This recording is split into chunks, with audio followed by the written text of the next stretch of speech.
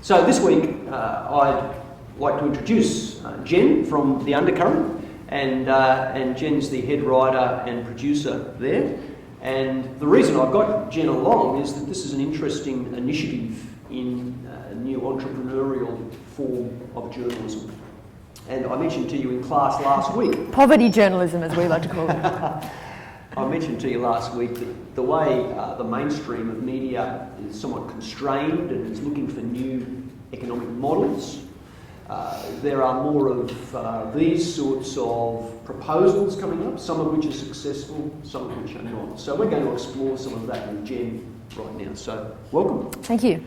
Would you mind explaining the Undercurrent and its background and how you came to be doing it? Sure. My background is through a few previous lives is, forensic science, fire investigation, research, sick of dead bodies, into commercial photography.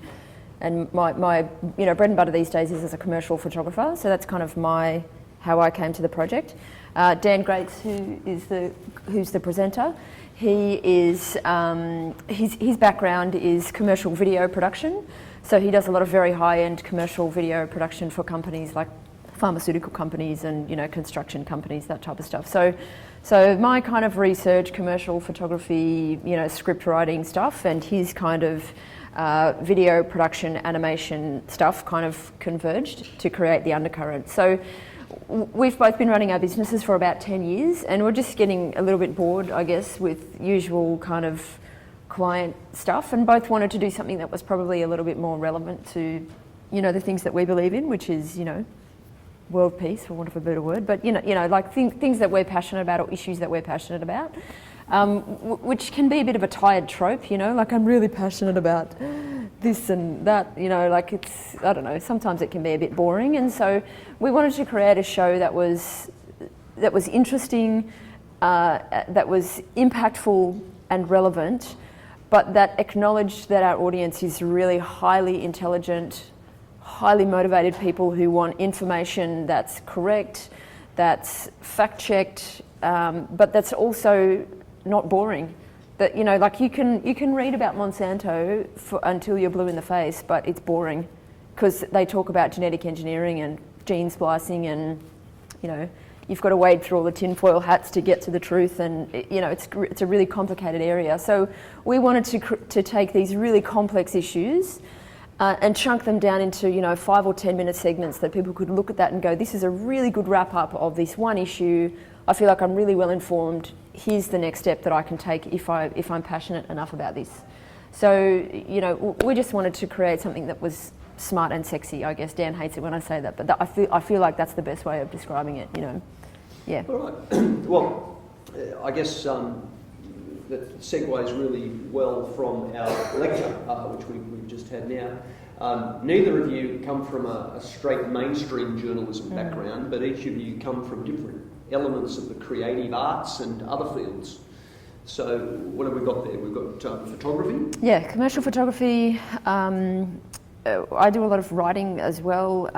Dan also does a lot of writing. I'd say we probably split the writing 50-50. That's mainly script writing? Yeah, so so if you look at the Undercurrent as a continuum, from beginning to end of how it gets produced, there's, a couple of 100 hours worth of research that happens in the back end of that. We get together and write the script, it's a pretty collaborative process there, and then, there's a couple of 100 hours of editing and video post-production that go into it. So there's a whole chunk of work, and if you look at the line of that, I'm probably more weighted towards the research and writing end, and Dan is more weighted towards the kind of production and, post-production end. So, it's not, we're non-traditional journalists, but I feel like, for me personally, I don't think you can stand up and just call yourself one thing anymore. I don't think, personally for me, I can't just, stand up and say I'm a commercial photographer. I have to be more than that to be relevant to my clients and to be able to make a living. So I'm a commercial photographer, but I have, qualifications in safety and security, so all of my clients are very high level safety and security clients who, operate in airports or operate with defence contracts or stuff like that. So I'm not sure that as a journalist that you can afford to just be a journalist. You have to have skills in other areas. So for us, Dan and I, you know, he's got skills in video production, but he's got skills in writing and animation and editing and, you know, all of those sorts of things. And I've got skills in, you know, research and writing and photography, you know. So I'm just not sure that you can be one thing anymore. Sure.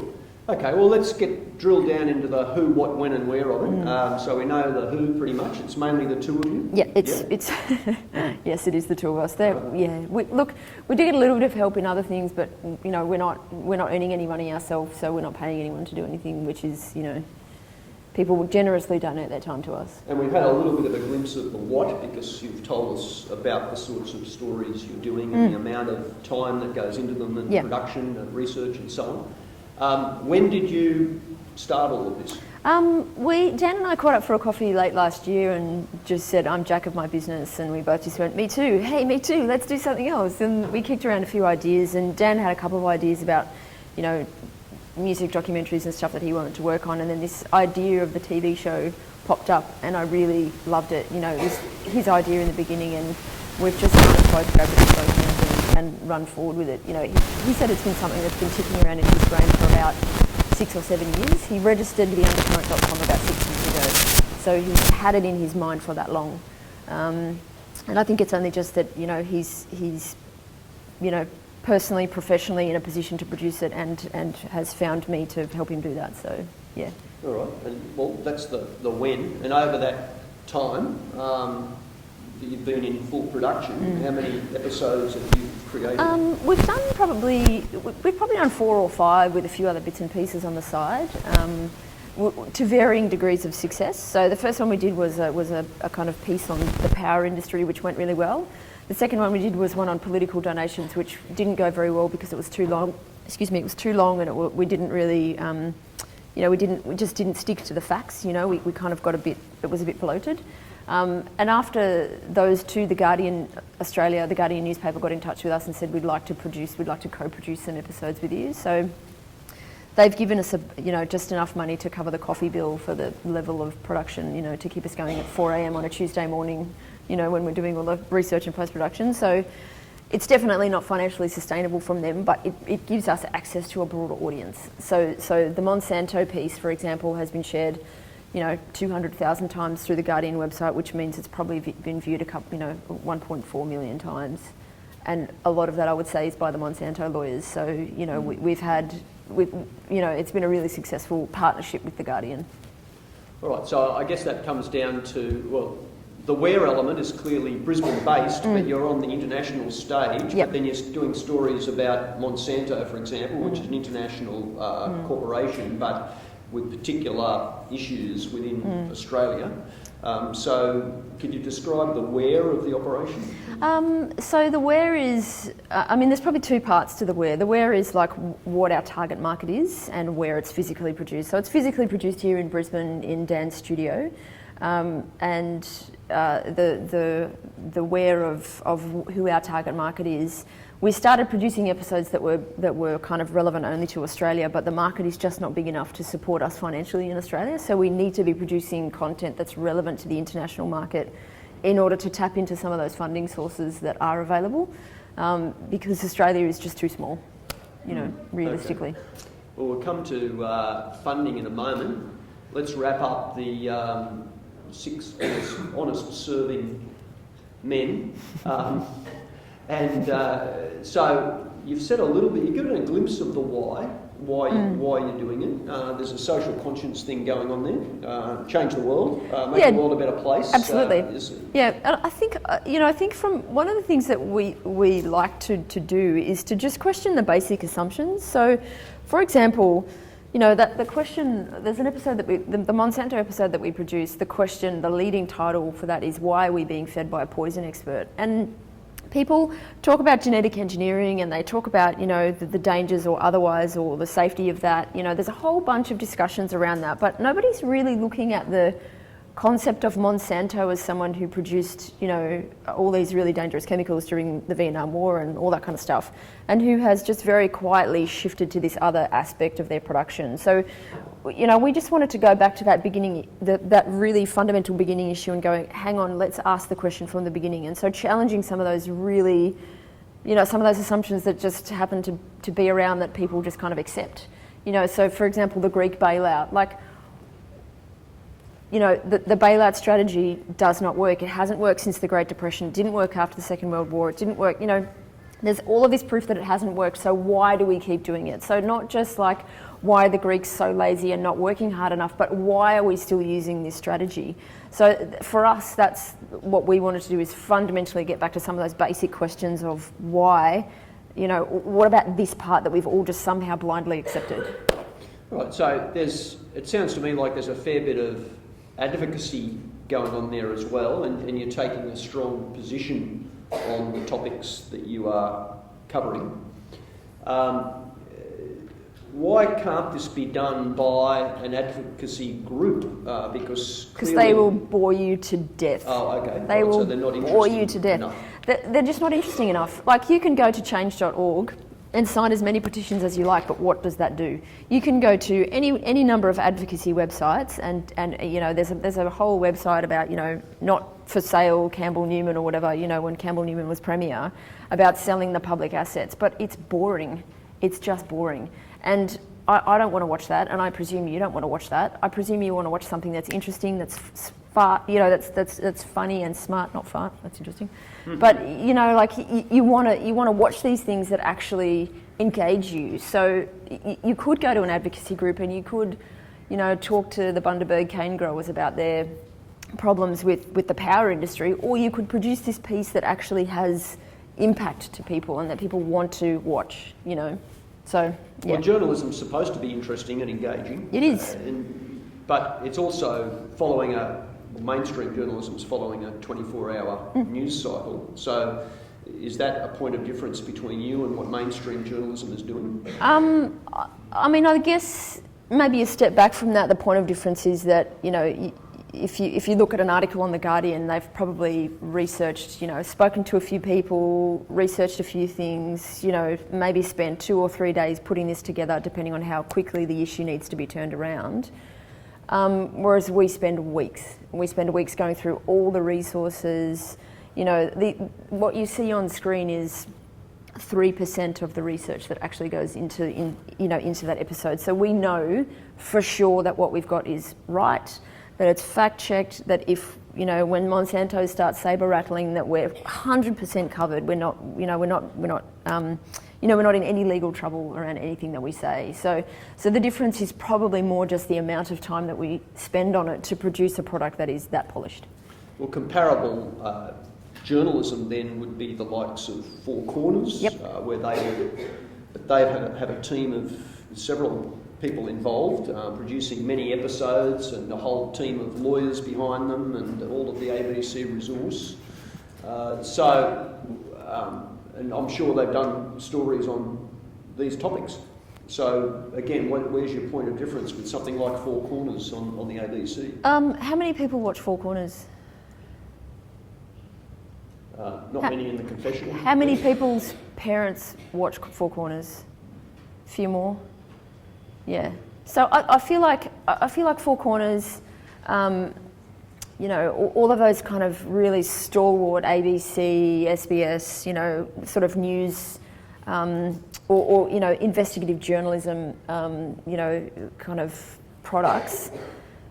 We are definitely standing on their shoulders. So, for example, in one of the pieces that we did, there was a monthly article that we relied on by Jess Hill, which was sort of a really big treaty on the power industry in New South Wales. So we rely on these people who are producing this content, getting paid by people like the Monthly or the ABC to produce that content. And we take that, do a whole bunch of other research and turn it into something that's actually interesting and funny that people want to watch, So I think the point of difference is that we acknowledge that our audience, that the issues might be serious, but we don't have to be serious. So we take the work that we do really seriously, but we don't take ourselves very seriously. So we're happy to appear on screen, in farmers' outfits and burning blackboards and doing all kinds of crazy stuff, because I think that you wouldn't see that on Four Corners because it's very serious investigative journalism. But I don't think that you need to. I don't think you have to cloak yourself in this shroud of seriousness in order to be impactful to people. I think you can be funny and be light and have comedy and have interest and still present really serious issues. And I think that is that is going to be successful moving forward. Well, let's have a look at that 5-minute one. Sure. And that's the one that's been viewed so many 100,000 times. Yeah, and I think there's an element of Monsanto hate out there that we've kind of tapped into. So, I think it's partly because of what we produce, but also partly because it's such a hot button topic for a lot of people.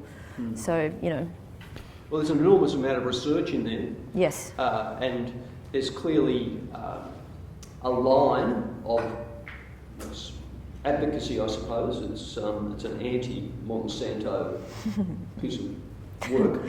That's a strong assessment. And that doesn't necessarily mean it's not journalism. It's advocacy journalism. It seems to have a bit of Michael Moore about it, and also, I don't know, at the more recent mainstream program, the Charlie Pickering News.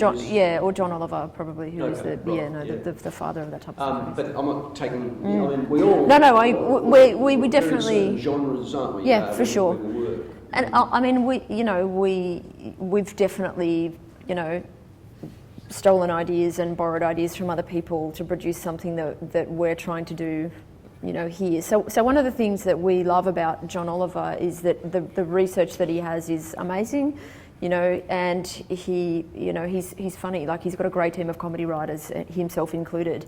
But one of the things that we kind of, after watching 10 or 12 episodes, it's very much the same thing. So he's got, he just kind of yells at this, whatever graphic is on the side of the screen, he just turns and yells at it, kind of thing. So that's his one thing, and we just wanted to get away from that, same gimmick every time. So we try and think, for each episode, we try and think of a new concept that will tell that story really well. So, for example, that one, we went to a farm, and for another one, we did some stuff on the power industry, and yeah. All right, so we talked last week in the class about needing to have new models of funding, given, for a start, most mainstream media wouldn't run that, and it's something that you would like to have run. It's a voice that you want out there. So what steps have you taken you've said there's been a bit of Guardian sponsorship to pay for your coffee, but how do you actually make a living out of this? We don't. To be clear, we don't. I just did our end of financial year tax, statement yesterday, and our earning, our expenditure outstrips our earning by 20 to 1. And we're very fortunate that, all of that, that equipment that we're shooting on, is a huge capital investment that Dan has made in his business, over the last 10 years. So there's probably $350,000 worth of equipment that we use just in those episodes. There's a whole bunch more, but just to produce those episodes, if you were to buy that equipment outright, would cost you around $350,000. Or if you were to hire it on a per episode basis, it would cost you at least $10,000 per episode. And that's just a very basic camera and lens and lights. None of the other motion control stuff. So, the answer is we don't make money off it yet. And the answer is we probably don't really know how we're going to make money off it. We've had some success with crowdfunding and with PayPal. Just giving people an opportunity to donate to us via PayPal has been, has resulted in a little bit of success.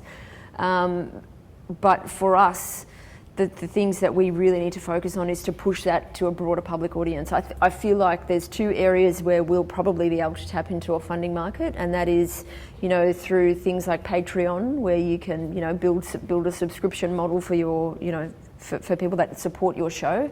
And there's also, people who run philanthropic, organisations like the Bloomberg Foundation or people like that who want to support new media and want to support people doing research. So the old days of, going to someone like even The Guardian or the Sydney Morning Herald or the ABC even and saying, let's do a co-production, are gone.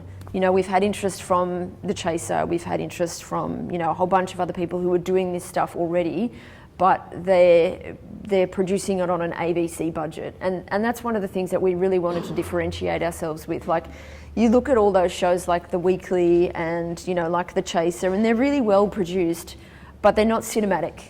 And that's one of the things that we're trying to do, is produce a really cinematic look and feel to this. And so you can't do that on an ABC budget. It's not possible. The film industry has a model that they've used for decades, which is basically find funding for large-scale movies or docos. Yep. That's the producer's role. Are there any lessons to be learned from that classic film funding role? I think so. I think so, but it's in Australia particularly, it's really complicated. And when you're producing a film, you're not necessarily pissing anyone off. So you're not saber rattling, you know, Monsanto's cage, saying we're going to produce a video that is going to, you know, hurt your bottom line. And so there's a great graph on the New York Stock Exchange of the day our video was released. The Monsanto share price plummeted for 2 days and then came back up after the views had settled down. You know, so you think you actually had an impact on the share market? The number one link on the New York Stock Exchange when you Googled Monsanto was our video. So, you know, whether that's a direct causal link, I'm not sure, but you have to presume that with a couple of million people seeing this video and Monsanto getting agitated about it and contacting us and threatening to sue us, that there was a real danger to their business. So if you're producing a film about a boy meets a girl, boy loses girl, boy finds girl, you're not annoying anyone. You've just got to make sure that you've got a marketable product. But when you're annoying people and when you're cutting people's business, you know, out from underneath them, that traditional funding model may not work. So how do you, I mean, it's a big organisation, and you've gone firmly on the attack from a well-researched base. You sounded confident that you've got them covered legally, but how do you counteract corporate bullying tactics where they just want to get you into court and suck up all of your resource in legal action and lawyers' fees? Look, we're pretty lucky because, you know, we are at the moment in partnership with The Guardian. If we weren't, they would have just wiped the floor with us. But, you know, The Guardian has the pedigree of the Snowden release and all that sort of stuff, you know, so they're not a pushover as an organisation. So we were definitely supported by them. And, you know, they contacted us and said, look, Monsanto's been in touch. Here's the letter they've sent us. You know, this isn't part of your contract with us, but could you provide a reply to that? So we provided all of the source material that they needed in order to reply. They sent it off. That was the end of it, you know. So we're fortunate. We've got the backing of that organisation, which is priceless to us at the moment in this early stage. But going forward, you know, once our sort of 4-episode deal with them is done, that's a really good question. You know, it's a really good question. I was listening to a podcast yesterday, the Media Report, where the outgoing executive producer was interviewed, and one of the things she said was that every episode has to have a classic narrative, a 3-stage narrative about it. You know, you sort of have to set the scene with certain characters. There has to be some problem there, and then a climax. Where's the narrative in yours beyond a revelation of a whole bunch of information that people might not have known about, presented in an interesting way? It's a really good question, and I think that, if I'm honest, we're probably still finding that voice. You know, Dan and I write very differently, and I write in a really different way than he speaks naturally. So, you know, trying to merge that voice with, you know, my voice with his, and also trying to figure out the narrative that a normal person is going to actually be interested in has been a really big challenge for us, because we're both huge control freaks, and we're both also used to just writing, you know, getting a client, you know, getting their brief and then interpreting that for ourselves, you know. So it's been a really big challenge to find that narrative voice, and I think it's something that we haven't quite nailed yet, if I'm honest. And so where to with it from here, Jen? Yeah, again, another good question. I'm not really sure, to be honest. Like it's definitely something that we want to keep producing. It's definitely something that we feel has value and that has really touched people's, it's really piqued people's interest. But for us, if we don't get funding to do this, then we can't do it. We can't do it full time, because like I said, there's, probably in sum total, 400 or 500 hours worth of stuff that goes into producing one episode, and it's just not practical to keep doing that and not make money off it. Unless we had an army of people helping us for free as well, and that's not really something that Dan and I like to do. We like to pay people for what they do for us because we recognise it has value. The next stage for us is funding. So the next thing that we're going to be doing is launching a Patreon campaign to just gauge the level of interest that we've got. So Patreon is slightly different from Kickstarter in that you can ask people to subscribe to you on like a monthly basis or a per episode basis or something like that. So, they can contribute every time you put an episode out. And they agree to do that, Well, thanks so much, Jen. Please join me in thanking Pearson.